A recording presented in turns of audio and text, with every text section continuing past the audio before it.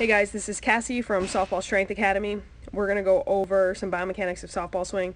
So here on the left-hand side, we have Brooklyn from February, and on the right-hand side, we have Brooklyn from May. One is looking at her bat speed or bat velocity. On the left is 58.6, on the right 61.5. Additionally, we took a look at her bat quickness, her time to contact. So how many seconds did it take for her bat to get from point A to point B? As you can tell, in comparison to the bat velocity, it only varied just a few miles an hour. This time to contact was way more significant. So let's go over a couple things really quickly. Bat speed is miles per hour of the bat at contact with the ball. This can also be measured in meters per second, which we will be using.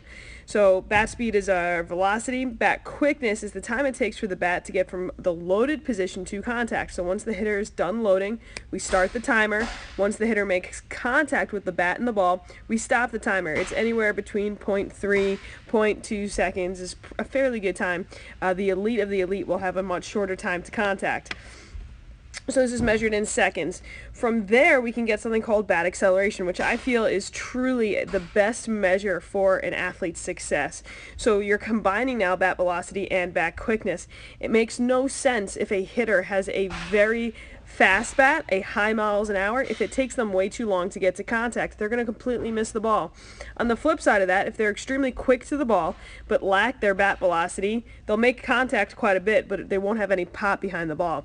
So this combination is crucial.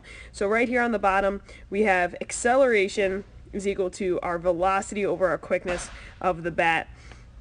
So going from there, we have her February swing parameters for the athlete.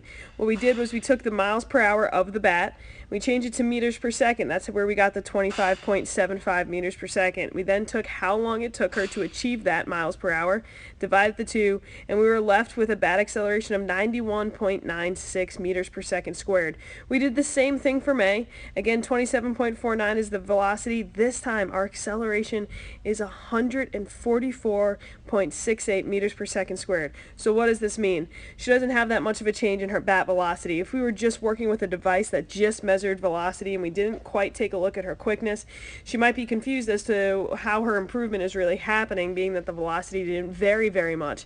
However, the reason why she was so successful is not because she was able to swing so much harder. It was because she was able to achieve that same bat velocity in a shorter period of time. This has a multitude of effects on our statistics now. So when we go and look at our improvements, her bat velocity improves, her bat quickness improves, her acceleration. Now take a look at her batting average. She's up 132 points from last year to this year. She has 8 additional hits this season, 7 additional RBIs, 4 more triples, and 6 more home runs. When you think about the New York high school season is only about a 20-game season, these are fairly significant numbers and very, very impressive. Brooklyn is only in 8th grade. She's in the class of 2020, and these numbers are unbelievably impressive. Again, taking a look at the biomechanics of the softball swing, breaking it down a little bit further than just what meets the eye.